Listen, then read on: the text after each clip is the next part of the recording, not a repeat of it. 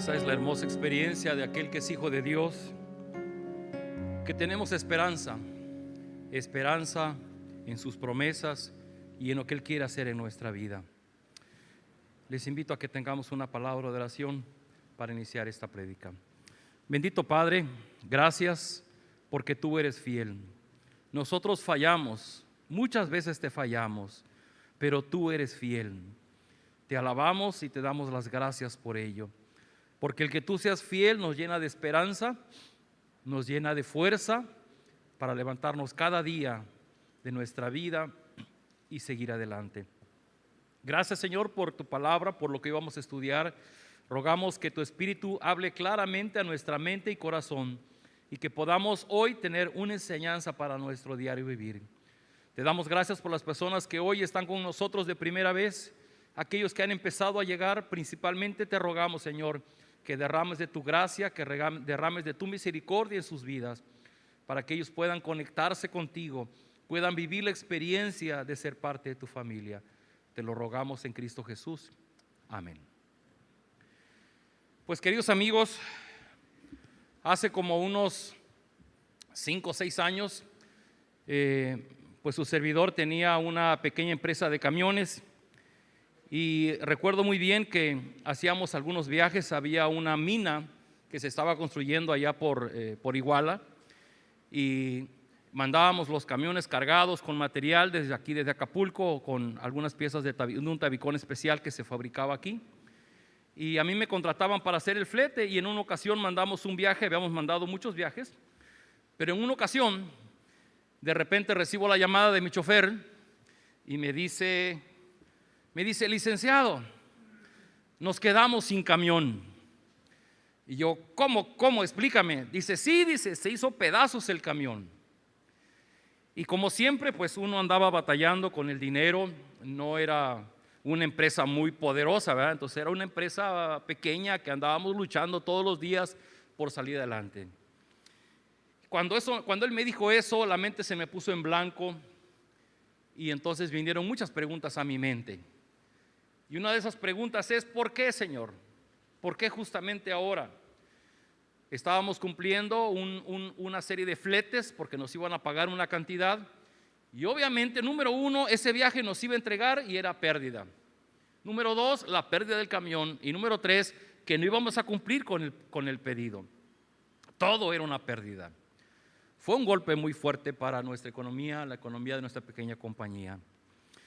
Y bueno, platico esto porque sin duda alguna que también ustedes en algún momento de su vida han estado en situaciones difíciles, y que la pregunta que viene a nuestra mente es: ¿por qué, Señor? ¿Por qué a mí?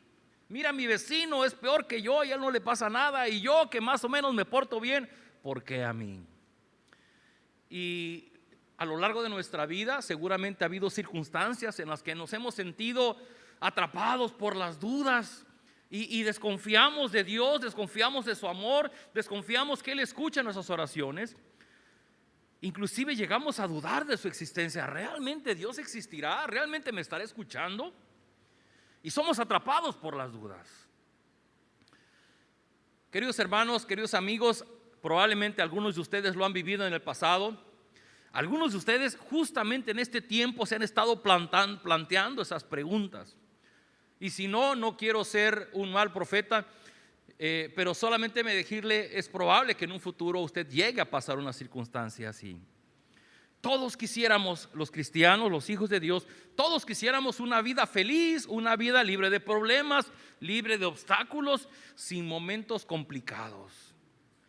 Sin embargo, la vida cristiana no es una vida así, no es una vida sin problemas. Y el pasaje que hoy vamos a ver, realmente Dios tocó mi corazón con ese pasaje de manera personal. He aprendido mucho, y yo quisiera en los breves minutos de esta prédica compartir con ustedes las hermosas enseñanzas que surgen de este pasaje. Vamos a leer. Ya saben que en el tiempo con Dios hemos estado leyendo Lucas, y uno de los pasajes con el que me quedé atrapado fue precisamente Lucas 22, versículos 31 al 34. Está proyectado en la pantalla en la versión contemporánea. Por cierto, tenemos unas hojitas que es el resumen, es una guía de la prédica. Si alguno de ustedes no tiene esa hojita, levante su mano para que en este momento se la alcancen, por favor. Acá adelante hacen falta esas hojitas.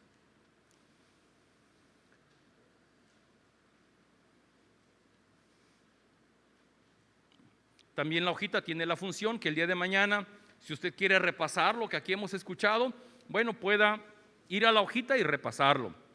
A nuestros amigos, los hermanos que nos ven a través del Facebook o del YouTube, recuerden que ahí en la liga de la transmisión está una liga que ustedes le pueden picar para bajar esa hojita y la pueden imprimir y la pueden tener también a su alcance. ¿Ok? Bueno, acompáñenme a leer este pasaje. Es un pasaje muy breve, pero van a ver qué pasaje, qué profundo y qué hermosa enseñanza podemos tener de aquí.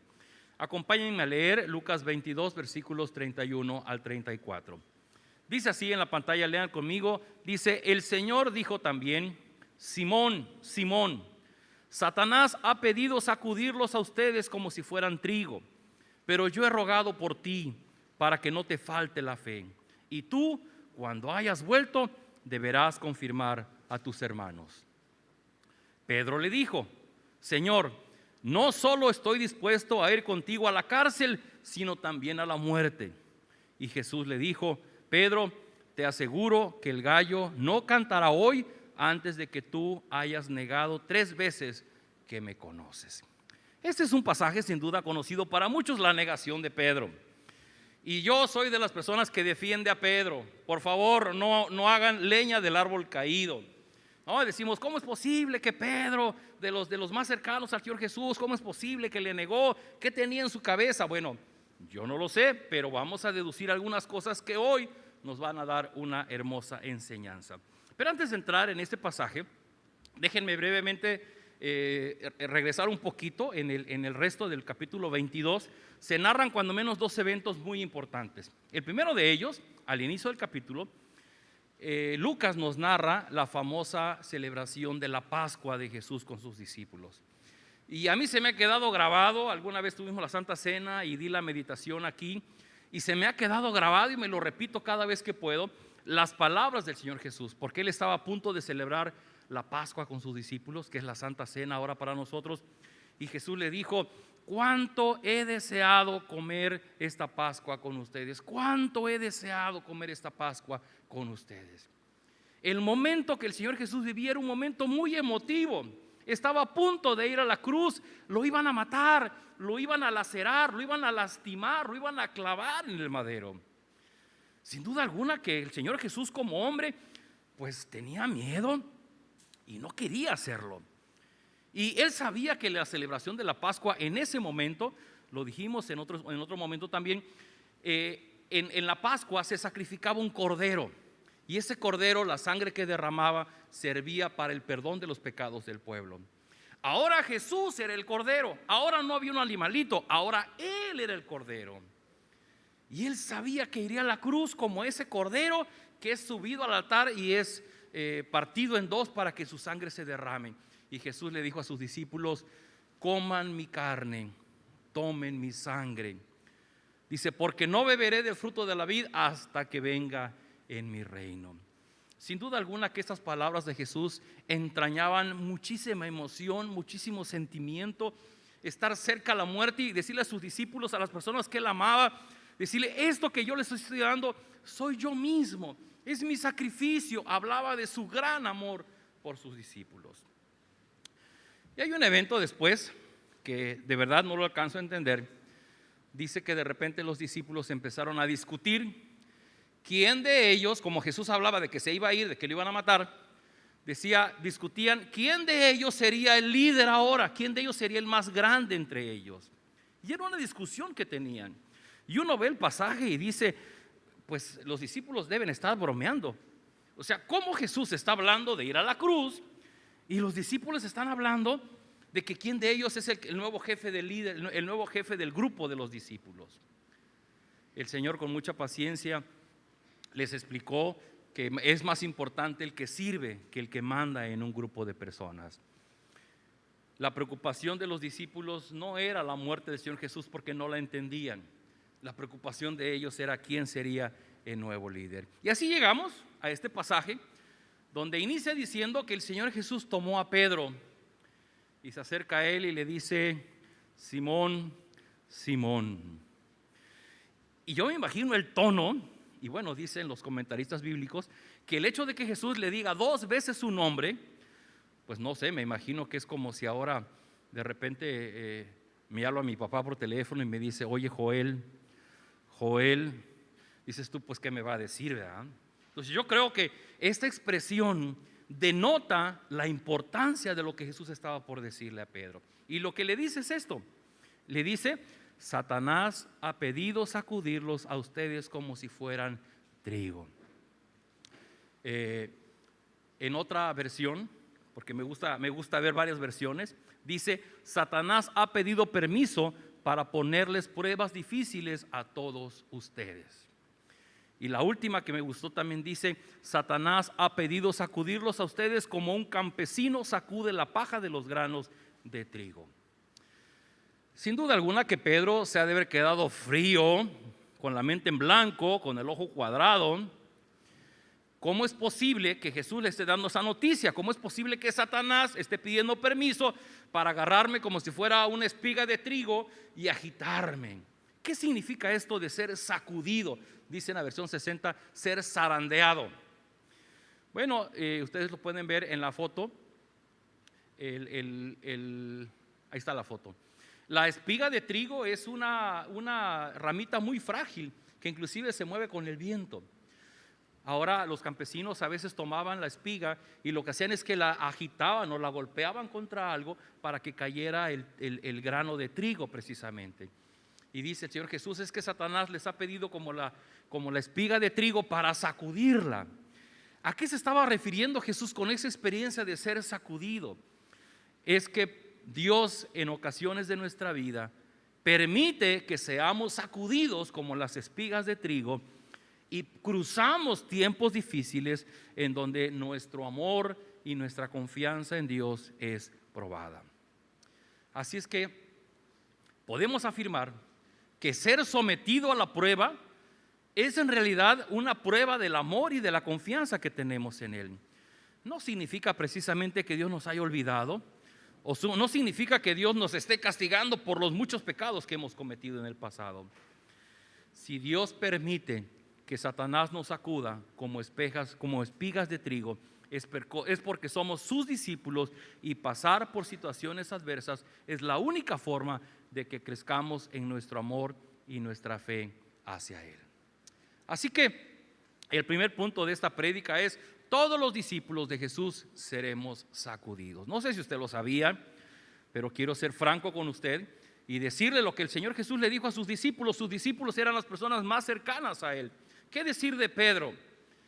Pero había un propósito en esto. Ahorita vamos a avanzar un poquito más hacia allá. Pero la primera cosa que yo quiero que veamos en esta hora es: todos los discípulos de Jesús seremos sacudidos en algún momento. Y quiero solamente tomar como referencia 2 pasajes más. Uno está en Santiago, capítulo 1, versículos 2 al 4. Y lean conmigo en la pantalla. Dice así: hermanos en Cristo, ustedes deben sentirse muy felices cuando pasen por toda clase de dificultades. Así, cuando su confianza en Dios se ha puesto a prueba, ustedes aprenderán a soportar con más fuerza las dificultades. Por lo tanto, deben de resistir la prueba hasta el final para que sean mejores y puedan obedecer lo que se les ordene. Santiago va un poquito más allá y dice: ustedes deben sentirse felices cuando pasen por dificultades. ¿Lo ven? No está diciendo en ningún momento que los hijos de Dios no vamos a pasar por dificultades. Si hay personas que andan predicando y enseñando que los hijos de Dios no vamos a pasar por dificultades, es una terrible mentira, porque, por ejemplo, Santiago lo dice: cuando pasen por dificultades deben sentirse felices porque nuestra confianza es puesta a prueba y solamente así nosotros vamos a madurar. Otro pasaje que es clave en esto es Hebreos 12, versículos 7 y 8. Pueden leerlo en su pantalla, es la traducción del lenguaje actual. Y dice: si ahora ustedes están sufriendo, es porque Dios los ama y los corrige, como si fueran sus hijos. Porque no hay un padre que no corrija a su hijo. Si Dios no los corrige, como lo hace con todos sus hijos, entonces ustedes no son en verdad sus hijos. es una verdad muy importante en la disciplina. El papá que no aplica disciplina a sus hijos, en realidad no lo ama. De acuerdo al texto bíblico, el amor a los hijos se expresa en la disciplina para que el hijo pueda crecer y madurar. No en la abundancia de los regalos, por favor. No es comprando muchos regalos a nuestros hijos que les vamos a decir cuánto los amamos. Es a través de la disciplina. Y dice el escritor a los Hebreos, dice, si Dios los ama, Dios los va a corregir. Si Dios no los ama, entonces no los va a corregir. Y si Dios los corrige, pues lo hace como sus hijos, para que entonces sea evidente que de verdad somos hijos de Dios.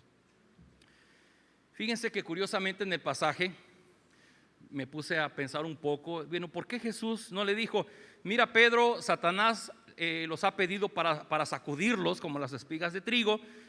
Y tal vez hubiera dicho, pero no te preocupes, porque yo voy a evitar que suceda eso. ¿Sí o no? Cabría bien ahí en el texto. No dice así, pero yo me pongo a pensar, ¿no? A ver, Pedro, fíjate que Satanás pues los ha pedido para zarandearlos un poco, para sacudirlos, pero no te preocupes porque yo voy a intervenir para que eso no suceda. ¿Podía el Señor Jesucristo haber impedido que Pedro y sus discípulos fueran sacudidos como espigas de trigo? Sí, sí podía. Entonces, ¿por qué no lo hizo? ¿Acaso no sería mejor evitarle problemas a sus discípulos? ¿Aplanarles el camino para que no sufrieran tanto? Yo le pregunto a los jóvenes que están presentes, que todavía están en edad escolar, a ver, levanten su mano, ¿a quiénes de ustedes les gustan la semana de exámenes en la escuela? Ay, un niño valiente. Bien, la verdad es que a mí nunca me gustaron la semana de exámenes. Decían, viene semana de exámenes y me daba urticaria, ¿no? Luego les platico qué es eso. Es terrible, no nos gustan los exámenes y de manera general a nosotros no nos gustan las situaciones donde nos metemos en estrés, en dolor, en sufrimiento, en tensiones, básicamente porque pensamos que probablemente podemos fracasar en esa prueba. Ahora, si observamos con cuidado, la preocupación de Jesús no está en si Pedro va a reprobar o no, porque el Señor Jesús ya sabía que Pedro iba a fracasar. ¿Se fijan? Jesús no se lo está diciendo a Pedro como diciendo, Pedro, ponte listo, no vaya a ser que de veras te sacudan como el trigo, ¿no? Corre, huye. O no le dijo, mira Pedro, tengo una tarea para ti, vete a Grecia o vete a otro lado para que Satanás no te sacuda. No, Jesús le está diciendo, vas a ser sacudido, vas a ser sacudido. El Señor Jesús sabía que Pedro sería sacudido y que Pedro iba a reprobar. Esto es muy importante, porque queridos hermanos, queridos amigos, todos, lo vuelvo a repetir, los que estamos aquí, tarde que temprano seremos sacudidos como la espiga de trigo. Así es que, pues el Señor sabe que es muy probable que nosotros vamos a reprobar cuando seamos sacudidos. Y si el Señor sabe que vamos a ser sacudidos y que vamos a reprobar, entonces tiene una noticia para nosotros, y es lo que vamos a ver en el punto número 2. La noticia número 2 es Jesús nos da una hermosa promesa, y esa hermosa promesa dice que le dijo, pero yo he rogado por ti para que no te falte la fe. Yo quisiera que esta tarde esa frase se quedara grabada en sus mentes, y si hicieran tan amables, repítanlo un par de veces conmigo para que se quede grabada. ¿Cuál es la promesa? Pero yo he rogado por ti para que no te falte la fe. Una vez más, pero yo he rogado por ti para que no te falte la fe. Miren ustedes, Jesús le está diciendo a Pedro, Pedro, vas a ser sacudido. Y Jesús sabe que Pedro lo va a negar, va a reprobar el examen.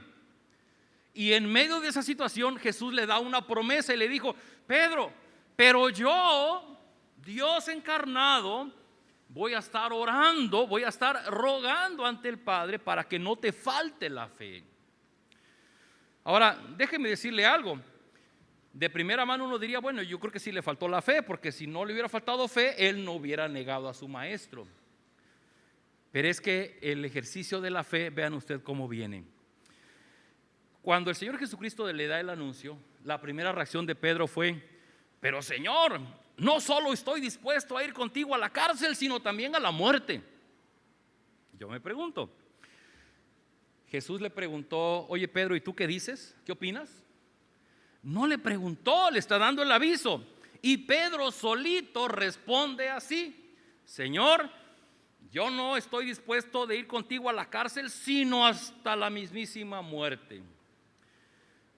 Yo me pregunto, ¿realmente Pedro estaba consciente de que se estaba arriesgando a perder su libertad y perder su vida? Curiosamente hay un refrán mexicano que dice: dime de qué presumes y te diré de qué careces. Cuando Pedro dijo estoy dispuesto a ir a la cárcel o dispuesto a morir, realmente estaba fanfarroneando. Simplemente quiso presumir ante Jesús que él era tan valiente que ni la muerte, ni la cárcel, ni la mismísima muerte le preocupaban. Pedro dijo: la cárcel y la muerte me tienen sin cuidado, son peccata minuta, es decir, son poca cosa para mí.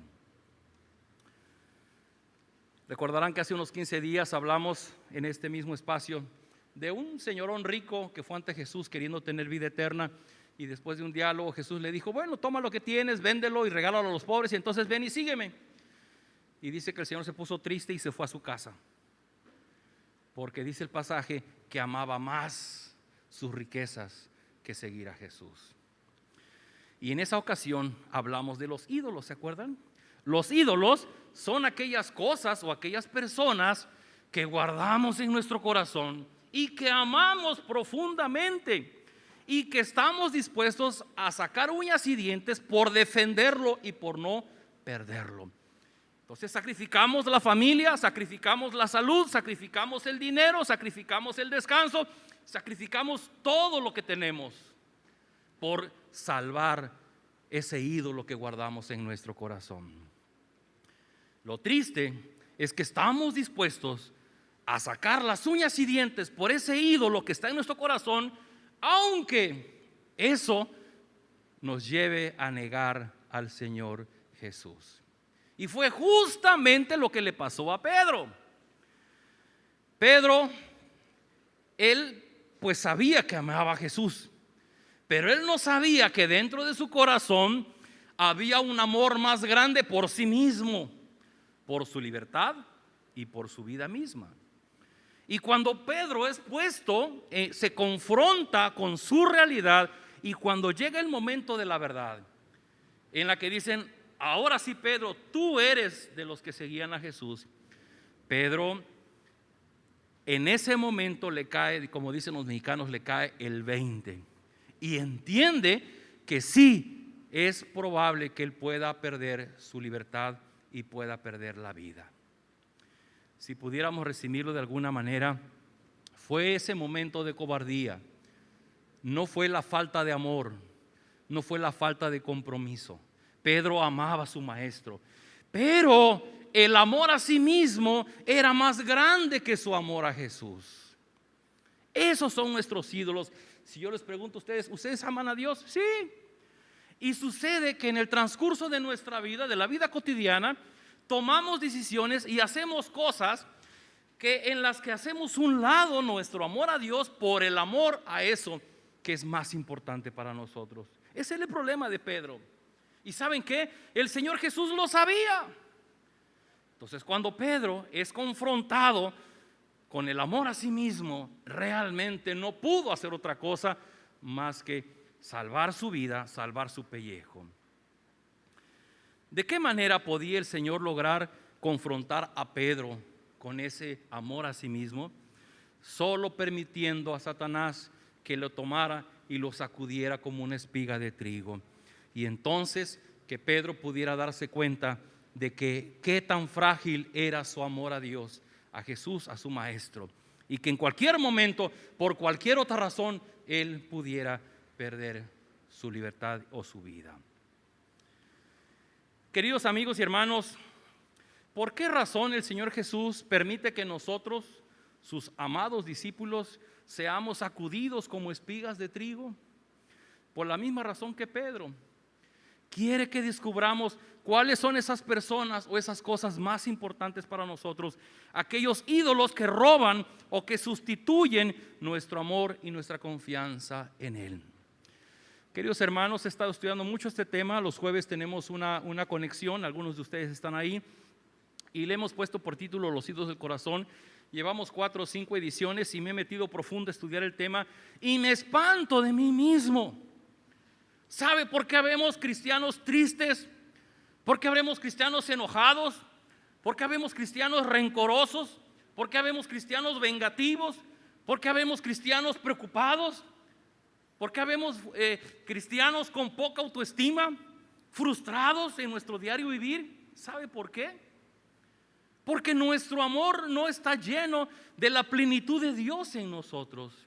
Hemos puesto nuestra esperanza en cosas que nos rodean, y como de continuo las cosas que nos rodean se vienen abajo, entonces nosotros de continuo o estamos enojados, o estamos tristes, o estamos preocupados, o estamos ansiosos, o estamos enfermos.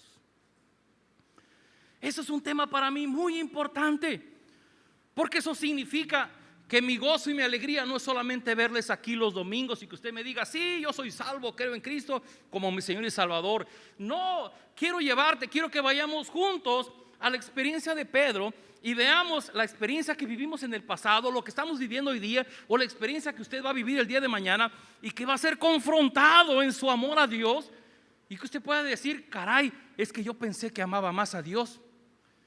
Pero muy pronto vamos a encontrar razones para dar la vuelta y alejarnos de Dios. Tercer lugar, Jesús le prometió orar para que tuviera la suficiente fe. Tercer punto, tener más fe nos ayudará a regresar a Jesús. Si el Señor Jesús le prometió orar por fe para Pedro, entonces ¿por qué Pedro negó a su maestro? Porque el Señor Jesús sabía que Pedro le negaría y que eso le afectaría severamente, y que estando en una condición de dolor y confusión, Pedro necesitaría ayuda. Y la promesa del Señor Jesús fue precisamente para ayudarle a regresar a Él. Dice el texto que justamente después de que el gallo cantó, Jesús volteó a ver a Pedro, y Pedro se acordó de las palabras de su Señor. Era demasiado tarde, Pedro ya le había negado. Dice el texto en versículo 62: enseguida Pedro salió de allí y lloró amargamente. Queridos hermanos, todos nosotros en algún momento de nuestra vida vamos a llorar, sobre todo cuando llegamos a darnos cuenta que nuestro amor a Dios no es en la misma calidad y en la misma profundidad con que Él lo demanda de nosotros. Cuando esto suceda, nuestra mirada no debe estar puesta en nuestro error. Nuestra mirada tiene que estar puesta en la promesa que Jesús hizo por nosotros. Un error que tenemos las personas es creer que haciendo buenas obras y portándonos bien, Dios nos va a bendecir. Ese es un gran problema, porque Dios nos bendice porque Cristo fue sacrificado en la cruz del Calvario. De ahí viene nuestra bendición. Pero en segundo lugar, cuando somos hijos de Dios, de continuo, por los ídolos de nuestro corazón, le vamos a fallar a Dios. Y entonces muchos de nosotros vivimos, déjenme decirlo así, malvivimos o sobrevivimos como hijos de Dios, porque a ratos sentimos que nos tomamos de la mano de Dios, y a ratos sentimos que Dios ya nos soltó. Y a ratos nos tomamos de la mano de Dios, y a ratos pensamos que Dios ya nos soltó. En realidad Él siempre ha estado ahí. Y el Señor Jesucristo todo el tiempo ha estado rogando al Padre, diciendo: Señor, mira, Joel necesita más fe, ayúdalo. Permite que no se pierda en el camino, que permanezca conectado con nosotros. Y el Señor Jesús es el más interesado en que nosotros permanezcamos fieles a su llamado. Y nosotros, en un mal entendimiento de su gracia, pensamos que nosotros no servimos para ser hijos de Dios. Imagínese a Pedro, después de que lloró, ha de haber dicho: no, qué decepción más grande. Y yo que pensé que iba a ser el que seguiría el legado del Señor Jesús en la tierra, pero no sirvo, ya le fallé, ya lo negué. Y seguramente Pedro imaginó muchas cosas. Pero gracias a la oración del Señor Jesús, Pedro fue restituido como su discípulo. Lo trato brevemente, pero ustedes saben que ahí en Juan capítulo 21, donde termina el Evangelio, dice que en un pasaje Pedro le dijo a sus amigos: pues yo voy a volver a las redes. Y ya las había dejado. Jesús le dijo: vengan, yo os haré pescadores de hombres. Y dice la Biblia que dejaron sus redes. Y en Juan capítulo 21 Pedro dice: mejor vámonos a pescar de nuevo. Él ya había dejado atrás su experiencia con Cristo y él quería dedicarse a pescar otra vez. Dice: yo me olvido de todo esto y mejor me voy a pescar. Y allá donde él estaba pescando, Jesús lo fue a buscar. Y cuando se encuentra con él, no le recriminó, no lo juzgó, no lo regañó. ¿Se acuerdan de esas 3 preguntas que le hizo Pedro? ¿Me amas? Y Pedro no sabía dónde meterse y dice: Señor, tú sabes que te amo, Pedro, ¿realmente me amas? Dice la historia que muchos años después Pedro llegó al final de su vida, y cuando le preguntaron si él podía negar a su maestro o si no sería crucificado, él aceptó ser crucificado. Le falló una vez a su maestro, pero no le volvió a fallar. Aprendió la lección en el proceso, entendió que debía amar a Jesús más que a sí mismo, a costa de perder su libertad, a costa de perder su vida. Y dicen los historiadores que Pedro, cuando fue crucificado, dijo: no merezco morir como mi maestro, pónganme de cabeza, arriesgándose a ahogarse en su propia sangre. Pedro aprendió la lección. Pero lo que quiero resaltar para ti esta mañana es: Jesús le prometió: yo he rogado por ti para que tu fe no falte. Queridos hermanos, lo que te sostiene a ti como un hijo de Dios no es que tú seas espiritual, no es que asistas a Península Viva, es que Jesús está orando por ti todos los días. ¿Te imaginas al Señor Jesús orando y diciendo: Señor, yo te pido por Jesús Antonio, yo te pido por Josué, yo te pido por Cristina, yo te pido por Livia, yo te pido por Luis Casiano? Señor, sosténlos, llénalos de fe para que no caigan, sino que permanezcan como hijos míos. Es terrible, pero todos tenemos ídolos en el corazón, todos nos engañamos y amamos muy poquito a Dios respecto de cómo Él quiere que lo amemos. Y hay algo interesante en esta oración que Jesús nos dijo: y yo voy a orar al Padre para que ustedes no sean sacudidos. Él dijo: yo sé que ustedes van a ser sacudidos y voy a orar para que no les falte la fe.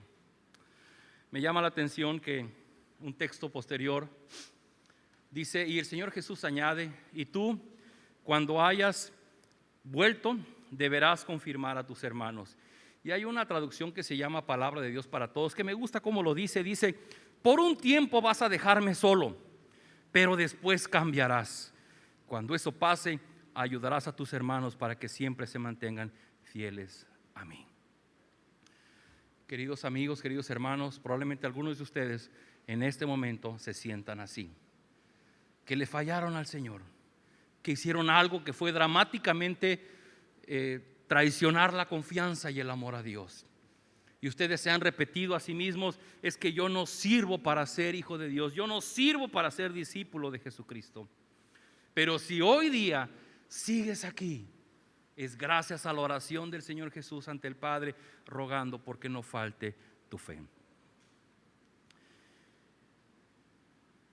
Yo quisiera, para terminar este tiempo, he puesto una oración. Ahora me ha dado por escribir oraciones. Algunos de ustedes les mando luego oraciones por WhatsApp. Por ahí lo hicieron por mí y me gustó, entonces yo ahora lo hago con ustedes. Si alguna vez les llega una oración, no es que nadie me chismeó algo, es que simplemente Dios lo pone en mi corazón y así lo hago. Pero quisiera que vayan a su hojita en la parte de atrás, y hay una oración que voy a leer y después les voy a pedir que usted la lea para usted mismo. Es una oración personal, no es una oración mágica, por favor. No piense usted que repitiéndola 10 veces va a pasar algo. No va a pasar nada. Con que la lea una vez, pero de manera honesta, yo sé que Dios va a tocar su corazón. Dice: Padre Celestial, quiero pedirte perdón por los ídolos que guardo en mi corazón y que ni siquiera me he dado cuenta de que ahí están. Ahora sé que mi Señor y Salvador Jesús ruega porque no me falte la fe cuando soy sacudido. Ayúdame a reconocer esos ídolos que me roban mi amor y confianza que debo depositar plenamente en ti.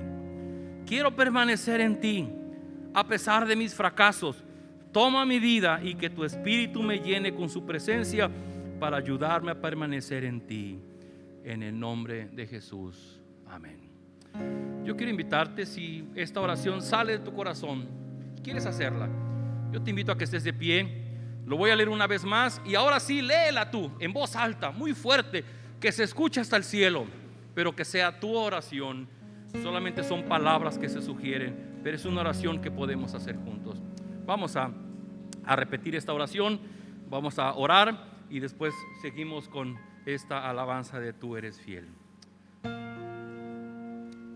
Dice: Padre Celestial, quiero pedirte perdón por los ídolos que guardo en mi corazón y que ni siquiera me he dado cuenta de que ahí están. Ahora sé que mi Señor y Salvador Jesús ruega porque no me falte la fe cuando soy sacudido. Ayúdame a reconocer estos ídolos que me roban mi amor y confianza, que debo depositar plenamente en ti. Quiero permanecer en ti a pesar de mis fracasos. Toma mi vida y que tu Espíritu me llene con su presencia para ayudarme a permanecer en ti. En el nombre de Jesús. Amén. Cantemos.